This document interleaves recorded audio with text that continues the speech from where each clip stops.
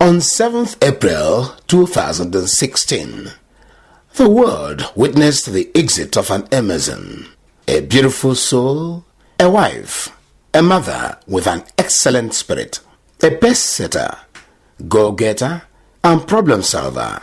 Ma Mercy Ekedema Dibiaezue ne Nweke Ogugu. The funeral ceremony of Ma Mercy Ekedema Dibiaezue was heralded with pomp and pageantry amidst the presence of his family, friends, and people from all walks of life across the country and beyond. The event, triggered off by a burial service at St. Stephen's Church, Ifite-Dunu, was presided over by the Anglican Bishop of Obaru Diocese, Right Reverend Samuel Ezofo, who stressed the need for Christians to always get prepared for death, which he described as an inevitable end.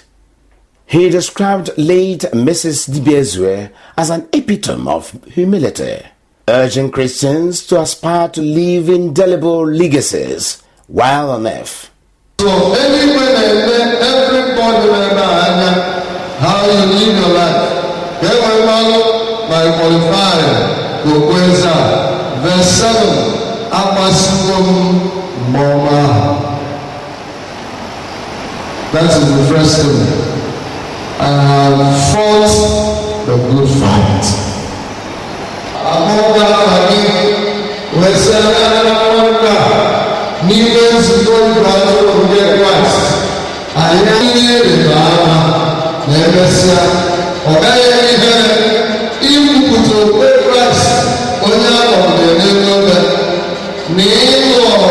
please listen, that's what I'm doing.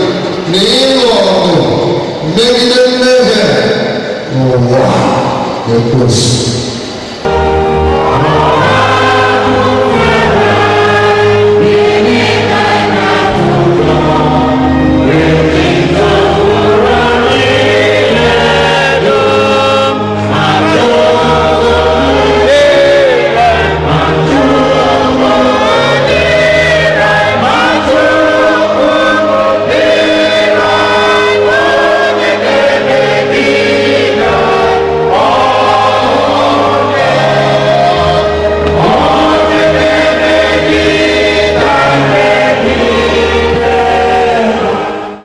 Late Mrs. Mercy Dibiaezue, also known as Niger, was later interred to Mother Earth at her compound Aqua Village, Ifite-Dunu, in Dunukofia local government area of Anambra State.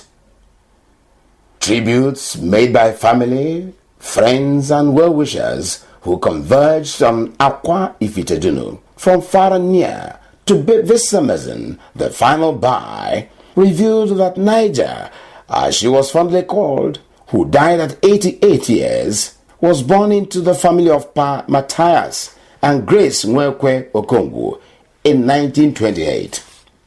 As a young girl, she got married to Chief Lazarus Nwankwo Dibiaezue, and they were later blessed with 10 children, 3 boys and 7 girls. Her husband was later snatched away by the cold hand of death early in life, leaving her to bring up the children. This happened at the time when the first son had not graduated from the university. So, bit by bit, without help from any quarters, Ma Mercy trained her children to become graduates. She was also instrumental to the growth of the church in Ifite-Dunu through her establishment and nurturing of different church organizations, which later earned her the title of Ezenne. Mama is a wonderful woman. God really blessed her. When the women gave her Ezenne Ezenne.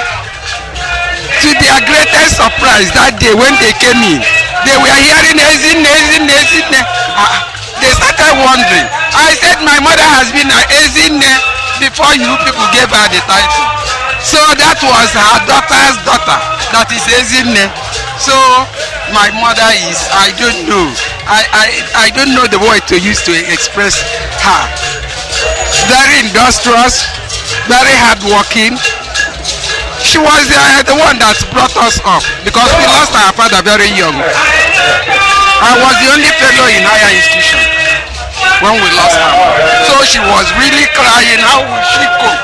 But later at least all of us are graduates now. She's a very hard woman, very hardworking woman, encouraging, full of words of wisdom. She's too caring that no word can quantify it.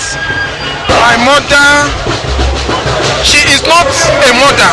She is our father and our mother. Our father left us. He died as far back as 30-something years ago. And my mother gave us the fatherlyhood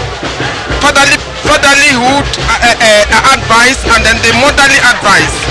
Without our mother, we cannot survive. As we are growing up, she was everything to us.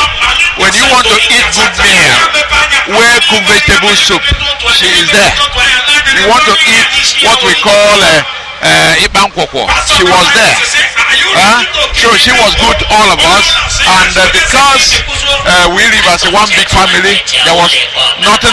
When I'm hungry and my mother is not cooking, I know where to go, and when I come there I get it. She was a great woman. If you recall that the husband died long time before now, and she was the one that reared the children, most of the children, to adulthood. And if you appreciate her role in the church, in the Christian family, and in the community, you will come to see that this woman was truly an exemplary lady that should be celebrated. She ought to be celebrated, and that's what we are doing today. She is the only woman that is a mother. To me, she is the only woman on this earth that is a mother. I am a night trawler. I come back from Port Harcourt, sometimes 11, sometimes 12, sometimes 1. Immediately she hears the sound of my car. The next thing she will be expecting to hear is Ekem Makedebi Towo. And she will always answer,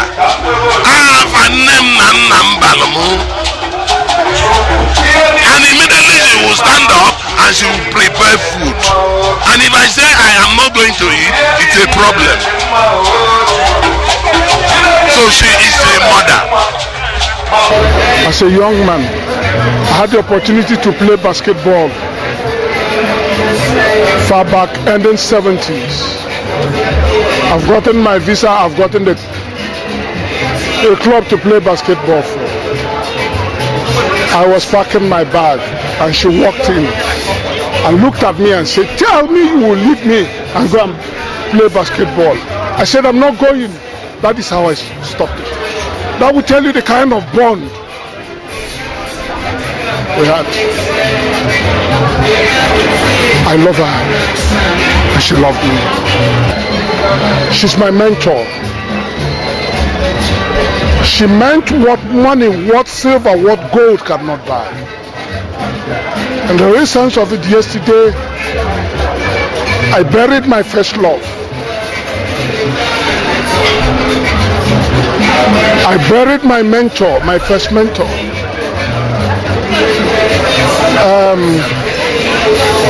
I don't know how to quantify how I love my mother, but it's only God that knows.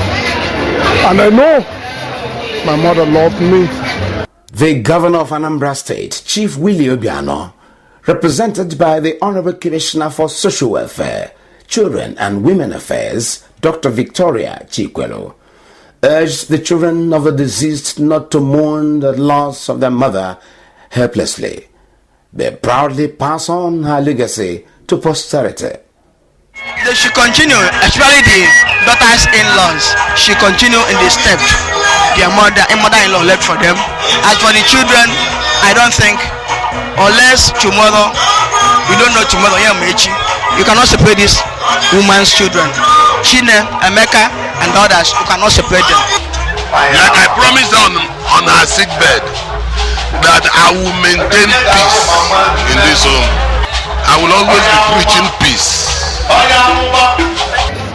The legacy she left behind.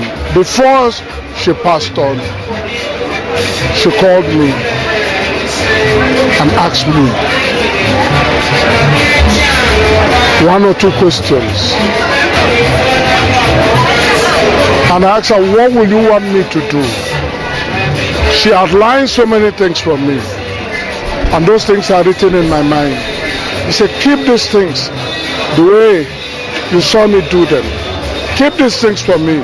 Once you keep these things for me, anywhere I am, I'll be a happy woman. But if in all this my rule, if you drop one, I'm not going to be a happy woman. And I made a promise, not only to my family, to the community, to the church. Yesterday, when they took her to the church, she told me she wants the day she will be buried, that I should leave a legacy in the church, in her memory. And I built a house, and that house is in her memory for the church. So there are so many bonds in the community, in the town, in the family, which I told her I will keep, and I vow to keep them. Nothing will stop me.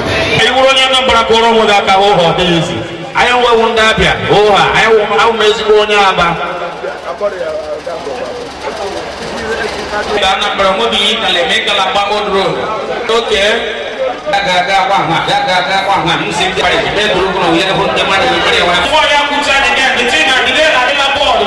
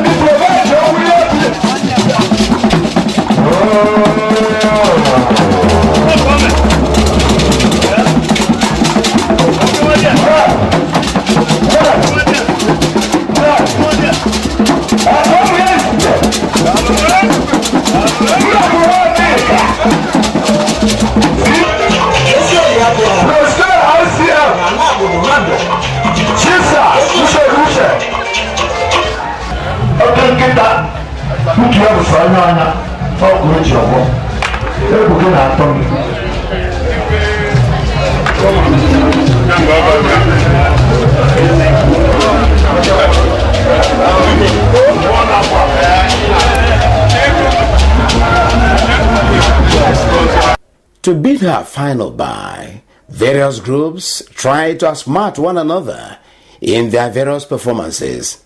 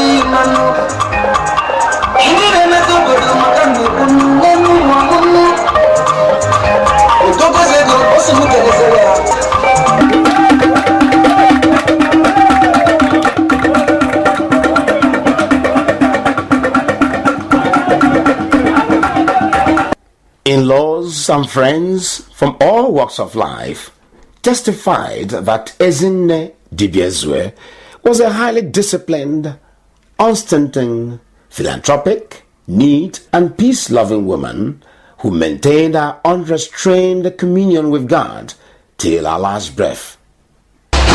She lived an exemplary life, a dedicated and a transparent Christian. She lived a life worthy of emulation. We'll call her Mama. She's 88 years and she enjoyed herself and we enjoyed her. She's a great woman. She's an in-law. She's a mother that every man want to come closer to be an in-law. She's great. She's encouraging. Ezenne was a mother in the real sense of motherhood. She was the epitome of humility, a virtuous woman, and she imparted her humility into her children. Irrespective of what God has done for him, is a very humble gentleman, highly responsible, and well respected. The Dibiaezue family has always been a united family, and thank God today they have once more exhibited it. You can see that everybody is involved in this burial. That tie in the relationship is still existing and getting stronger and stronger, and that is what we admire much about this family. The woman is a wonderful woman, somebody who had brought body children like Oblisi of Ifite-Dunu. Sympathizers explored the virtues of late Ezenne Mercy Dibiaezue, saying she contributed immensely to the growth of humanity by bringing his children up to become responsible citizens.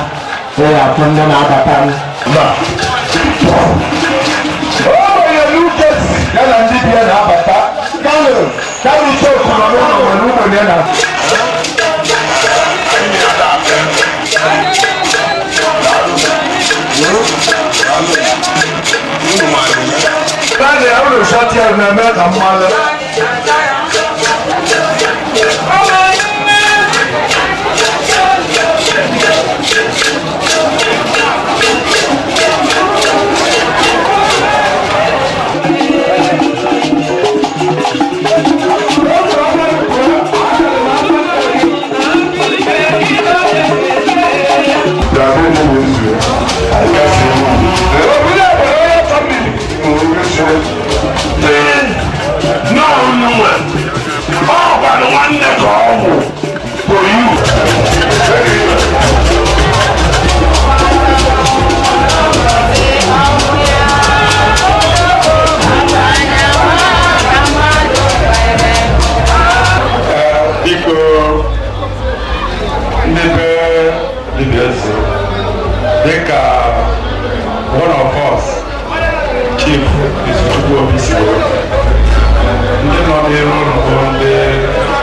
Senator Uche Mabora Numazel, there Baba, and then go there. Abroad, Abu Rodo. My name is Shona.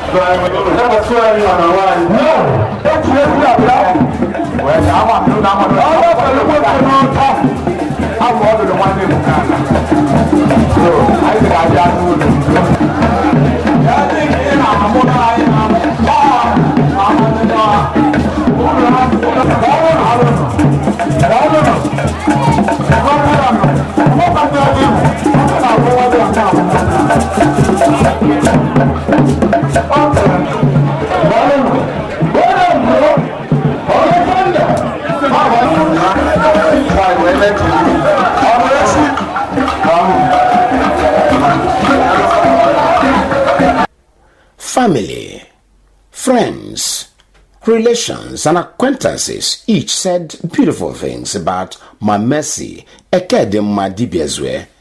But one thing stood out clearly in their individual speeches. She was a good wife and a unique mother who was never vindictive, but always poised to make sure that work in the Lord's vineyard will continue without restraint. May her gentle soul rest in the bosom of the Lord, and may Lord pay her back in his heavenlies. Amen.